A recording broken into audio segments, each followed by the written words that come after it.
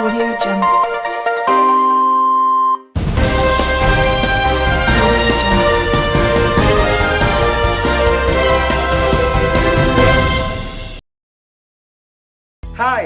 Hi students, welcome back to FTA vlog. FTA വ്ളോഗിന്റെ ഇന്നത്തെ എപ്പിസോഡിലേക്ക് ഏവർക്കും സ്വാഗതം.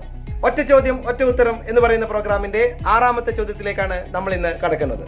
ഓരോ ദിവസവും വ്യത്യസ്തമാർന്ന പാഠങ്ങളിലെ വ്യത്യസ്തമായ ചോദ്യങ്ങളാണ് നിങ്ങൾക്ക് ലഭ്യമായിക്കൊണ്ടിരിക്കുന്നത്. ഹയർ സെക്കൻഡറി +1 കെമിസ്ട്രിയിലെ വിവിധ പാഠങ്ങളിലെ ചോദ്യങ്ങളാണ് ഉൾപ്പെടുത്തിയിരിക്കുന്നത്. 14 ചോദ്യങ്ങളാണ് ഈ പ്രോഗ്രാമിൽ മൊത്തമായി ഉണ്ടാവുക. ഓരോ ദിവസവും ഓരോ ചോദ്യവും അതിൻ്റെ ഉത്തരവുമാണ് ഡിസ്കസ് ചെയ്യുന്നത്. കെമിസ്ട്രി എങ്ങനെ രസകരമായി അവതരിപ്പിക്കാം എന്നുള്ള ഒരു റിസർച്ചിലാണ് ഞാൻ. ഏതായാലും നമുക്ക് ഇന്നത്തെ ക്ലാസ്സിലേക്ക് നമുക്ക് കടക്കുന്നതിന് മുമ്പായിട്ട് ഇന്നത്തെ ചോദ്യം അറിയേണ്ട നോട്ട് ബോക്സ് എൻ്റെ കയ്യിലുണ്ട്. നമുക്ക് നോട്ട് എടുക്കണ്ടേ? നോട്ട് എടുക്കാൻ വേണ്ടിയിട്ട് നമ്മൾ അമ്പിച്ചുവിനെ അടുത്തേക്ക് പോകും. അമ്പിച്ചു അവിടെ പുറത്ത് വെള്ളം ഒഴിക്കുന്നുണ്ട് ചെടിക്ക്. നമുക്ക് അവിടത്തേക്ക് പോകാം. വരും.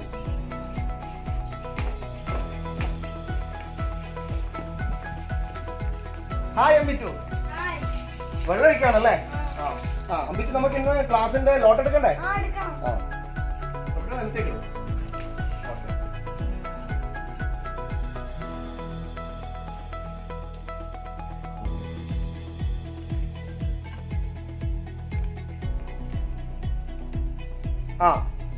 ഇനി നല്ലൊരു ടോപ്പിക്കാണ് കിട്ടിയിരിക്കുന്നത്. ഇക്വിലിബ്രിയം എന്ന് പറയുന്ന ചാപ്റ്ററിനകത്തുള്ള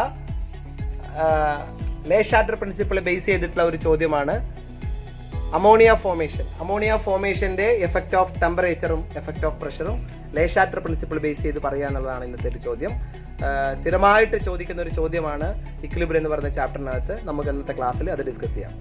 നമ്മുടെ അമ്പിച്ചുവിന് എന്തോ നിങ്ങളോട് പറയണ്ടെന്നാ പറഞ്ഞു. അമ്പിച്ചു, എല്ലാവരും നമ്മുടെ ചാനൽ സബ്സ്ക്രൈബ് ചെയ്യണം, ലൈക്ക് ചെയ്യണം, ഷെയർ ചെയ്യണം. അപ്പോൾ അമ്പിച്ചു പറയുന്നത് നമ്മുടെ ഈ ചാനൽ സബ്സ്ക്രൈബ് ചെയ്യണമെന്നാണ്. തീർച്ചയായും ഓരോ ദിവസവും വ്യത്യസ്തമായ ആൾക്കാർ ഇങ്ങനെ സബ്സ്ക്രൈബ് ചെയ്ത് വരുന്നുണ്ട്. അപ്പോൾ സബ്സ്ക്രിപ്ഷൻ എണ്ണം ഇങ്ങനെ കൂടി വരുന്നുണ്ട്.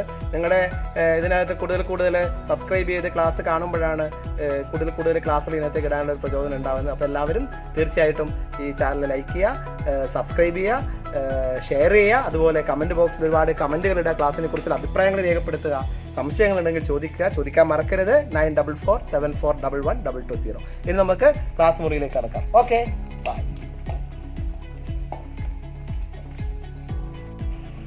ഹായ് സ്റ്റുഡൻസ്, നമുക്ക് ഇന്ന് കിട്ടിയിരിക്കുന്ന ടോപ്പിക്ക് ലേ ഷാറ്റർ പ്രിൻസിപ്പിൾ പ്രകാരം അമോണിയയുടെ ഇക്വിലിബ്രിയത്തിൽ ടെമ്പറേച്ചർ ഇൻക്രീസ് ചെയ്യുകയോ ഡിക്രീസ് ചെയ്യുകയോ ചെയ്തു കഴിഞ്ഞാൽ എന്തായിരിക്കും സംഭവിക്കുക എന്നുള്ളത് എഴുതുക എന്നുള്ളതാണ്. അപ്പോൾ തീർച്ചയായും ആ ഒരു പ്രോബ്ലത്തിലേക്ക് വരുന്നതിന് മുമ്പായിട്ട് ഞാൻ മറ്റൊരു റിയാക്ഷൻ കാണിച്ചുകൊണ്ട് ലേ ഷാറ്റർ പ്രിൻസിപ്പിളിനെ കുറിച്ച് കുറച്ച് കാര്യങ്ങൾ പറഞ്ഞുതരാം. എന്താണ് Le Chatelier principle? If we adjust temperature, pressure or number of moles to an equilibrium, the equilibrium itself adjusts to annul the effect of change. അതായത് ഒരു ഇക്വിലിബ്രിയത്തിൽ നമ്മൾ ടെമ്പറേച്ചറോ പ്രഷറോ നമ്പർ ഓഫ് മോൾസിനെയോ ഒക്കെ ചേഞ്ച് ചെയ്യുകയാണെങ്കിൽ ആ ചേഞ്ച് മുഖേന ഉണ്ടാകുന്ന ഇക്വിലിബ്രിയം ഡിസ്റ്റർബൻസിനെ ഇല്ലാണ്ടാക്കാൻ വേണ്ടി സിസ്റ്റം സ്വയം അഡ്ജസ്റ്റ് ചെയ്യും എന്നുള്ളതാണ് ലേ ഷാറ്റർ പ്രിൻസിപ്പിളിലൂടെ പറയുന്നത്. അപ്പോൾ ഇത് ഒന്ന് നമുക്ക് ഈ ഒരു എക്സ്പെരിമെൻറ്റിലൂടെ നോക്കാം. എന്താണ് എക്സ്പെരിമെൻറ്റ്? N2O4 NO2-വിൽ നിന്നും ഉണ്ടാകുന്ന ഒരു റിയാക്ഷനാണ്. NO2 ലബോറട്ടറിയിൽ വെച്ച് നമ്മൾ നിർമ്മിക്കുക. നൈട്രിക് ആസിഡിനകത്തേക്ക് കോപ്പർ ടേണിങ്സ് ആഡ് ചെയ്ത് കഴിഞ്ഞാൽ NO2 ഗ്യാസ് നമുക്ക് ലഭ്യമാകും. അതൊരു ബ്രൗൺ ഗ്യാസാണ്. അത് ഡൈമറൈസ് ചെയ്തിട്ട് N2O4 ആയി മാറും. ആ ഇക്വിലിബ്രിയമാണ് ഞാനിവിടെ കാണിച്ചിരിക്കുന്നത്. ഇവിടെ NO2 ഗ്യാസ് ഡൈമറൈസ് ചെയ്തിട്ട് N2O4 ഗ്യാസ് ആയിട്ട് മാറുന്നു. 2NO2 gas reversible arrow N2O4 gas. ഈ റിയാക്ഷൻ്റെ ഡെൽറ്റ എച്ച് -57.2 കിലോ ജൂളാണ്. അതായത് ഈ റിയാക്ഷൻ എക്സോതെർമിക് റിയാക്ഷൻ ആണ് എന്നർത്ഥം. ഇതിൽ NO2 ഗ്യാസിൻ്റെ കളറ് ബ്രൗൺ ഗ്യാസാണ്. എന്നാൽ N2O4 ഗ്യാസ് ഒരു കളർലെസ് ഗ്യാസാണ്. ഈ എക്സോതെർമിക് റിയാക്ഷൻ്റെ ഇക്വിലിബ്രിയം കോൺസ്റ്റൻറ്റ് ഒന്ന് എഴുതി നോക്കിയാലോ. Equilibrium constant K = molar concentration of N2O4 divided by molar concentration of NO2 square. അതായത് ഇവിടെ N2O4ൻ്റെ കോൺസെൻട്രേഷൻ ആണ് കൂടുന്നത്.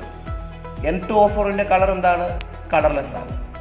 അതായത് ഫോർവേഡ് റിയാക്ഷൻ നടക്കുകയാണെങ്കിൽ നമുക്ക് കളർലെസ് ആയിട്ടായിരിക്കും പ്രൊഡക്റ്റിനെ കാണുക. മനസ്സിലായില്ലേ?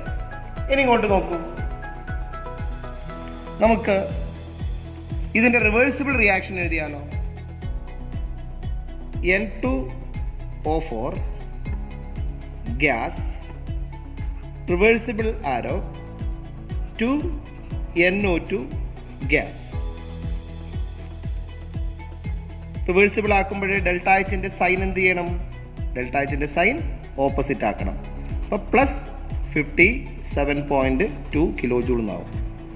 അതായത് റിവേഴ്സിബിൾ റിയാക്ഷൻ ഒരു എൻഡോതെർമിക് റിയാക്ഷൻ ആണ്. ഇനി ഈ എൻഡോതെർമിക് റിയാക്ഷൻ്റെ ഇക്വിലിബ്രിയം കോൺസ്റ്റന്റ് K എഴുതിയാലോ? നമുക്ക് നോക്കാം. K equal to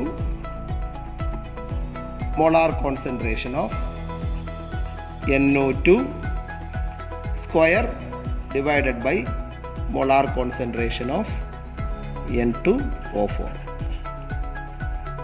അതായത് ഇവിടെ molar concentration of NO2 ആണ് വർദ്ധിക്കുന്നത്. അതുകൊണ്ട് നമുക്ക് ഇവിടെ കിട്ടുന്ന കളർ എന്തായിരിക്കും? NO2 എന്ന് പറയുന്ന ഗ്യാസിൻ്റെ കളറായിരിക്കും. അതായത് ബ്രൗൺ കളറായിരിക്കും നമുക്ക് അവിടെ കിട്ടുക. മനസ്സിലായത് വിചാരിക്കുന്നു. ഓക്കെ, ഒന്നും കൂടി ശ്രദ്ധിക്കൂ. 2NO2 gas reversible arrow N2O4 delta H equal to -57.2 kilo joule എന്ന എക്സോതെർമിക് റിയാക്ഷൻ്റെ ഇക്വിലിബ്രിയം കോൺസ്റ്റന്റ് K ആണ്. K equal to molar concentration of N2O4 divide by NO2 square. ഇവിടെ N2O4 ആണ് കോൺസെൻട്രേഷൻ കൂടുതലുണ്ടാവുക. അത് കളർലെസ് ആയതുകൊണ്ട് ഈ ഇക്വിലിബ്രിയം പ്രകാരം നമുക്ക് കിട്ടുന്ന ഒബ്സർവേഷൻ കളർലെസ് ആയിട്ടായിരിക്കും നമ്മൾ കിട്ടുക, കളർലെസ്. എന്നാൽ N2O4 gas reversible arrow 2NO2 gas delta H equal to +57.2 kilo joule ആയോ? അതായത് ഈ റിയാക്ഷൻ്റെ റിവേഴ്സ് റിയാക്ഷൻ ആയാലോ? അത് equilibrium constant K equal to molar concentration of NO2 square divide by molar concentration of N2O4. അതായത് ഇവിടെ NO2ൻ്റെ കോൺസെൻട്രേഷൻ ആണ് കൂടുതൽ ഉണ്ടാവുക. NO2ൻ്റെ കളർ എന്താണ്? ബ്രൗൺ. അപ്പോൾ നമുക്ക് അപ്പിയർ ആവുന്ന റിസൾട്ടൻ്റെ കളർ എന്തായിരിക്കും? ബ്രൗൺ കളറായിരിക്കും. ഓക്കെ ഓക്കെ അപ്പം ഇതിൻ്റെ ഫോർവേഡ് റിയാക്ഷൻ്റെയും ബാക്ക്വേർഡ് റിയാക്ഷൻ്റെയും ഇക്വിലിബ്രിയം കോൺസ്റ്റന്റ് K എഴുതുന്നത് എങ്ങനെയാണെന്ന് മനസ്സിലായി. അങ്ങനെ എഴുതുമ്പോൾ അങ്ങനെ എഴുതുമ്പോൾ കളർ എന്താണ് കിട്ടുക എന്നുള്ളത് നിങ്ങൾക്ക് മനസ്സിലായി. ഇനി ഈ ഇക്വിലിബ്രിയത്തെ നമ്മൾ ടെമ്പറേച്ചർ കൊണ്ട് നമ്മൾ ഈ ഇക്വിലിബ്രിയത്തിനെ ടെമ്പറേച്ചർ അഫക്റ്റ് ചെയ്യിക്കാൻ പോവാണ്. ടെമ്പറേച്ചർ ഇൻക്രീസ് ചെയ്യുകയോ ഡിക്രീസ് ചെയ്യുകയോ ചെയ്യുമ്പോൾ ഏത് ഇക്വിലിബ്രിയമാണ് ഉണ്ടാവുക, ഏത് ഭാഗത്തേക്കാണ് ഇക്വിലിബ്രിയം ഷിഫ്റ്റ് ചെയ്യുക എന്ന് നമ്മൾ കണ്ടെത്തേണ്ടിയിരിക്കുന്നു. അത് കണ്ടെത്താൻ വേണ്ടിയിട്ട് നമ്മൾ ഇതിൻ്റെ എക്സ്പെരിമെൻ്റ് ഭാഗത്തേക്ക് പോവുകയാണ്. ഓക്കെ, അപ്പോൾ ഈ എക്സ്പെരിമെൻ്റ് ശ്രദ്ധിക്കുക. എന്താണ് experiment? Nitric ആസിഡിനകത്തേക്ക് copper turnings add ചെയ്തിട്ട് നൈട്രജൻ ഡയോക്സൈഡ് എന്ന് പറയുന്ന ഗ്യാസ് നിർമ്മിക്കുക. ആ ഗ്യാസിന് ഒരു ലൈറ്റ് ബ്രൗൺ ആയ ഒരു കളേർഡ് ഗ്യാസാണ്, ഒരു ലൈറ്റ് ബ്രൗൺ കളേർഡ് ഗ്യാസാണ് നമുക്ക് NO2 ഗ്യാസ് കിട്ടുക. അങ്ങനെ കിട്ടിയ NO2 ഗ്യാസിനെ 3 ടെസ്റ്റ് ട്യൂബിനകത്ത് എടുത്തിട്ട് ക്ലോസ് ചെയ്തിട്ട് ഒരു നോർമൽ വാട്ടർ അടങ്ങിയിരിക്കുന്ന ബീക്കറിനകത്തേക്ക് താഴ്ത്തി വെക്കുക. അതാണ് നിങ്ങളിവിടെ കാണുന്നത്. ഇനി അതിലൊന്ന് ഹോട്ട് വാട്ടറിനകത്തേക്ക് താഴ്ത്തി വെക്കുക, മറ്റൊന്ന് ഐസ് ക്യൂബ്സ് ഒക്കെ ഇട്ടിരിക്കുന്ന കോൾഡ് വാട്ടറിനകത്തേക്കും താഴ്ത്തി വെക്കുക. എന്തായിരിക്കും ഒബ്സർവേഷൻ? കുറച്ച് സമയം കഴിഞ്ഞു കഴിഞ്ഞാൽ ഹോട്ട് വാട്ടറിനകത്തേക്ക് വെച്ചിരിക്കുന്ന ടെസ്റ്റ് ട്യൂബിനകത്തുള്ള NO2 ഗ്യാസിന്റെ കളർ ഇന്റൻസിഫൈ ചെയ്തതായിട്ട് കാണാം. കണ്ടില്ലേ? എന്നാൽ കോൾഡ് വാട്ടറിനകത്തേക്ക് വെച്ചിരിക്കുന്ന ടെസ്റ്റ് ട്യൂബിന്റെ കളർ എന്തായി മാറി? കുറച്ചുകൂടി ഫെയ്ഡ് ചെയ്ത് കുറച്ചുകൂടി കൂടുതൽ ലൈറ്റ് കളറായിട്ട് മാറി. അപ്പോൾ ഈ എക്സ്പെരിമെന്റിൽ നിന്നും നമുക്ക് എന്ത് മനസ്സിലായി? ഹോട്ട് വാട്ടറിനകത്തേക്ക് ടെസ്റ്റ് ട്യൂബ് താഴ്ത്തി വെച്ചപ്പോൾ കളർ കൂടുതൽ ബ്രൗൺ ആയി മാറി. അതായത് അവിടെ കൂടുതൽ എന്തുണ്ടായി? NO2 ഗ്യാസ് ആണ് ഉണ്ടായത്. അപ്പോൾ ഇവിടെ ഏത് റിയാക്ഷനാണ് നടന്നിട്ടുണ്ടാവുക? ഈ റിയാക്ഷൻ ആയിരിക്കുമോ? ഈ റിയാക്ഷൻ ആയിരിക്കും. കൂടുതൽ NO2 ഗ്യാസ് ഉണ്ടാവുന്ന റിയാക്ഷൻ ഈ റിയാക്ഷനാണ്. അതായത് എൻഡോതെർമിക് റിയാക്ഷൻ ആണ് നടന്നത്. N2O4 ഗ്യാസ് ഡീകമ്പോസ് ചെയ്തിട്ട് കൂടുതൽ NO2 ഗ്യാസായി. അതായത് കളർലെസ് ആയ N2O4 കളേർഡായ NO2 brown കളേർഡായ NO2 gas ആയിട്ട് മാറി. അതായത് ടെമ്പറേച്ചർ വർദ്ധിപ്പിച്ചപ്പോൾ ബാക്ക്വേർഡ് റിയാക്ഷൻ ഇവിടെ നടന്നു. N2O4ന്റെ ഡീകമ്പോസിഷൻ ആണ് ഇവിടെ സംഭവിച്ചത്. ക്ലിയർ? ഇനി കോൾഡ് വാട്ടറിനകത്തേക്ക് ടെസ്റ്റ് ട്യൂബ് വെച്ചപ്പോൾ ടെസ്റ്റ് ട്യൂബിനകത്തുള്ള ഗ്യാസിന്റെ കളർ കൂടുതൽ മങ്ങി വരുന്നതായിട്ട് നമ്മൾ കണ്ടു. നമുക്ക് കളർലെസ് ആയിട്ട് വരുന്നു എന്ന് വേണമെങ്കിൽ പറയാം. അപ്പോൾ അവിടെ എന്താണ് ഉണ്ടായത്? കൂടുതൽ N2O4 ഗ്യാസ് ഉണ്ടായി. റിയാക്ഷൻ ഫോർവേഡ് ആയിട്ട് നടന്നു. അതായത് ഇവിടെ ഈ റിയാക്ഷനാണ്, അതായത് എക്സോതെർമിക് ആയിട്ടുള്ള ഈ ഫോർവേഡ് റിയാക്ഷനാണ് ഇവിടെ നടന്നത്. അതുകൊണ്ടാണ് കളർലെസ് ആയിട്ടുള്ള N2O4 ഗ്യാസ് കൂടുതൽ ഉണ്ടായിരിക്കുന്നത്. അതായത് നമ്മളിവിടെ ടെമ്പറേച്ചർ കുറച്ചപ്പോൾ ഫോർവേഡ് റിയാക്ഷൻ നടന്നു. More and more N2O4 gas ഉണ്ടായി. അപ്പോൾ ഈ എക്സ്പെരിമെന്റിൽ നിന്നും സയന്റിസ്റ്റിന് മനസ്സിലായത് NO2 ഗ്യാസ് ഡൈമറൈസ് ചെയ്തിട്ട് N2O4 ആയി മാറുമ്പോൾ ആ റിയാക്ഷൻ എക്സോതെർമിക് ആയതിനാൽ ടെമ്പറേച്ചർ വർദ്ധിച്ചപ്പോൾ ബാക്ക്വേർഡ് റിയാക്ഷൻ നടക്കുകയും ബ്രൗൺ ആയിട്ടുള്ള NO2 ഗ്യാസ് കൂടുതൽ ഉണ്ടാവുകയും ചെയ്തു. ടെമ്പറേച്ചർ കുറച്ചപ്പോൾ ഫോർവേഡ് റിയാക്ഷൻ നടക്കുകയും N2O4 ഗ്യാസ് എന്ന് പറയുന്ന കളർലെസ് ഗ്യാസ് കൂടുതൽ ഉണ്ടാവുകയും ചെയ്തു. അപ്പോഴൊരു ഇക്വിലിബ്രിയം നടക്കുന്നത് എക്സോതെർമിക് റിയാക്ഷൻ ആയിട്ടാണോ എൻഡോതെർമിക് റിയാക്ഷൻ ആയിട്ടാണോ എന്ന് ആദ്യം നോട്ട് ചെയ്യുക. എക്സോതെർമിക് റിയാക്ഷൻ ആയിട്ടാണ് റിയാക്ഷൻ നടക്കുന്നതെങ്കിൽ ആ ഇക്വിലിബ്രിയത്തിൽ ടെമ്പറേച്ചർ വർദ്ധിപ്പിച്ചാൽ ബാക്ക്വേർഡ് റിയാക്ഷൻ ആയിരിക്കും നടക്കുക. ടെമ്പറേച്ചർ ഡിക്രീസ് ചെയ്താൽ, ടെമ്പറേച്ചർ കുറച്ചാൽ ഫോർവേഡ് റിയാക്ഷൻ ആയിരിക്കും നടക്കുക. ഇതാണ് നിങ്ങൾ മനസ്സിലാക്കേണ്ടത്. അപ്പോൾ ഈ ഒരു എക്സാമ്പിൾ ഞാൻ നിങ്ങൾക്ക് നമ്മുടെ ചോദ്യത്തിലേക്ക് പോകുന്നതിന് മുമ്പായിട്ട് പഠിപ്പിച്ചത് ആ ഒരു എക്സ്പെരിമെൻ്റൽ കണ്ടീഷൻ കൂടി നിങ്ങൾക്ക് കാണിച്ചു തരാൻ വേണ്ടിയിട്ടാണ്. ഇനി നമുക്ക് നൈട്രജനും ഹൈഡ്രജനും അടങ്ങിയിരിക്കുന്ന അമോണിയ ഉണ്ടാകുന്ന ഇക്വിലിബ്രിയത്തിലേക്ക് നമുക്ക് പോകാം. ഓക്കെ, ഈ ഇക്വിലിബ്രിയം ശ്രദ്ധിക്കുക. N2 gas plus 3H2 gas, reversible arrow 2NH3 gas. ഇവിടെ ഡെൽറ്റ H എന്ന് പറയുന്നത് -92 കിലോ ജൂളാണ്. അതായത് ഈ തന്നിരിക്കുന്ന റിയാക്ഷൻ ഒരു എക്സോതെർമിക് റിയാക്ഷൻ ആണ് എന്ന് നിങ്ങൾ ആദ്യം മനസ്സിലാക്കുക. ക്വസ്റ്റ്യൻ കിട്ടിയ ഉടനെ അതാണ് നോക്കേണ്ടത്. തന്ന റിയാക്ഷൻ എക്സോതെർമിക് ആണോ എൻഡോതെർമിക് ആണോ? ഇത് തന്നിരിക്കുന്ന റിയാക്ഷൻ എക്സോതെർമിക് ആണ്. ഓക്കെ, അങ്ങനെയാണെങ്കിൽ ഈ എക്സോതെർമിക് റിയാക്ഷൻ്റെ ഇക്വിലിബ്രിയം കോൺസ്റ്റന്റ് എഴുതി നോക്കിയാലോ. K = molar concentration of NH3 square divided by molar concentration of N2 into molar concentration of H2 whole cube. അതായത് ഇവിടെ അമോണിയ ആണ് കൂടുതൽ ഉണ്ടാകുന്നത്. ഇപ്പോൾ ഫോർവേഡ് റിയാക്ഷനിൽ നൈട്രജനും ഹൈഡ്രജനും തമ്മിൽ കമ്പൈൻ ചെയ്ത് കൂടുതൽ അമോണിയ ഗ്യാസ് ഉണ്ടാവുകയാണ്. ശരിയല്ലേ? ഇങ്ങോട്ട് ഫോർവേഡ് റിയാക്ഷൻ നടക്കുകയാണെങ്കിൽ അമോണിയ ഗ്യാസ് കൂടുതൽ ഉണ്ടാവും. ന്യൂമറേറ്ററിൽ അമോണിയ ഗ്യാസ് ആണുള്ളത്, അപ്പോൾ പ്രൊഡക്റ്റിൽ അമോണിയ ആയിരിക്കും കൂടുതൽ ഉണ്ടാവുക. ഫോർമേഷൻ ഓഫ് അമോണിയ നടക്കും. നേരത്തെ നമ്മൾ പറഞ്ഞു ലേ ഷാർട്ടർ പ്രിൻസിപ്പിൾ പ്രകാരം ടെമ്പറേച്ചർ കുറക്കുമ്പോഴാണ് സിസ്റ്റം എന്ത് ചെയ്യും? ടെമ്പറേച്ചർ കൂട്ടാൻ ശ്രമിക്കും. ടെമ്പറേച്ചർ കൂട്ടാൻ ശ്രമിക്കുന്നതിൻ്റെ ഭാഗമായിട്ട് എന്ത് സംഭവിച്ചു? എക്സോതെർമിക് റിയാക്ഷൻ സംഭവിച്ചു. അപ്പോൾ എന്താണ് എക്സോതെർമിക് റിയാക്ഷൻ? അമോണിയയുടെ ഫോർമേഷനാണ്. അപ്പോൾ ഈ ഇക്വിലിബ്രിയത്തിൽ, ഞാനിവിടെ എഴുതിയിരിക്കുന്ന ഈ ഇക്വിലിബ്രിയത്തിൽ നമ്മൾ എന്ത് ചെയ്യണം? ടെമ്പറേച്ചർ ഡിക്രീസ് ചെയ്യണം. അപ്പോൾ ടെമ്പറേച്ചർ ഡിക്രീസ് ചെയ്യുമ്പോൾ എന്ത് സംഭവിക്കും? Forward reaction taking place and more ammonia forms according to Le Chatelier principle.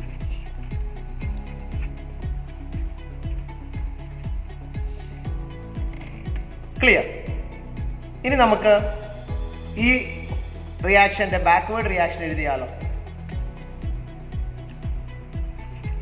2NH3 gas, reversible arrow, N2 gas plus 3H2 gas, semicolon delta H equal to plus 92 kilo joule.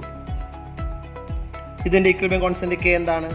K equal to molar concentration of N2 into molar concentration of H2 whole cube divided by molar concentration of NH3 square. അതായത് ഇത് അമോണിയയുടെ decomposition റിയാക്ഷനാണ്.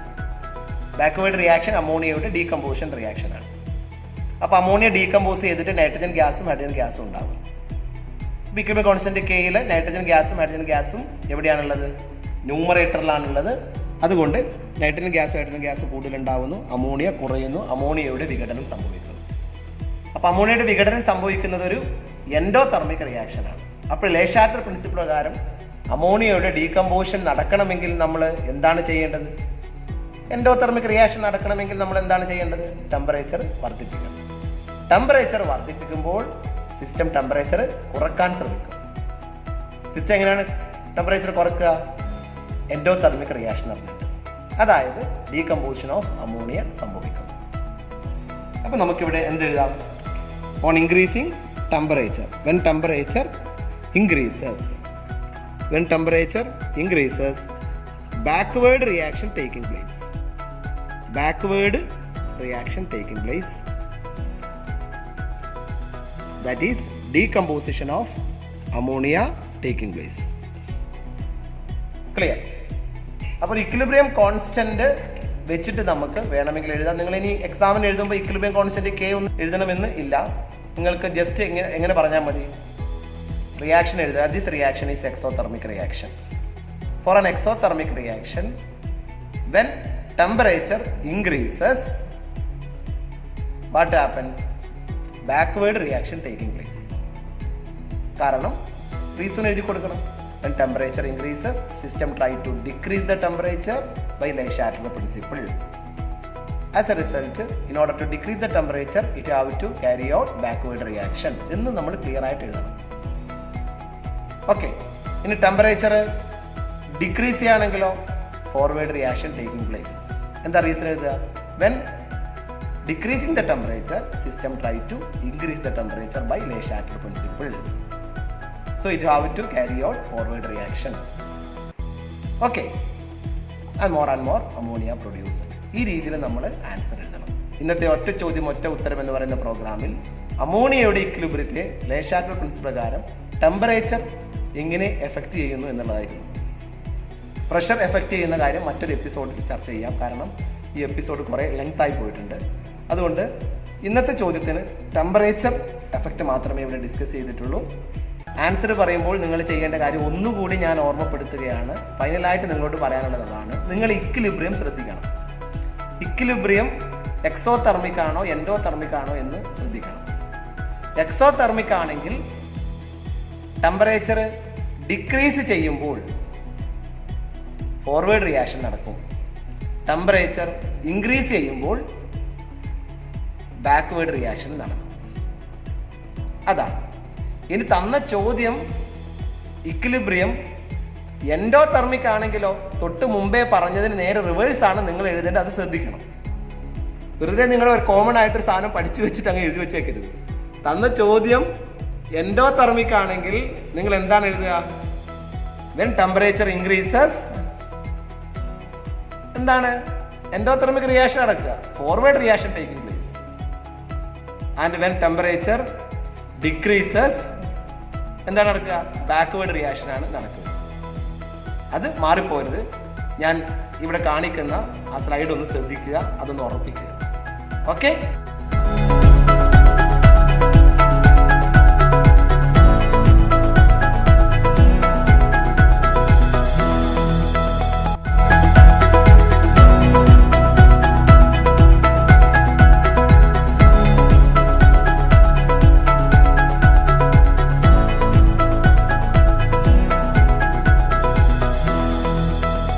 അപ്പോൾ ഇന്നത്തെ class എക്സ്പെരിമെൻറ്റിലൂടെ നിങ്ങൾക്ക് മനസ്സിലായെന്ന് വിചാരിക്കുന്നു.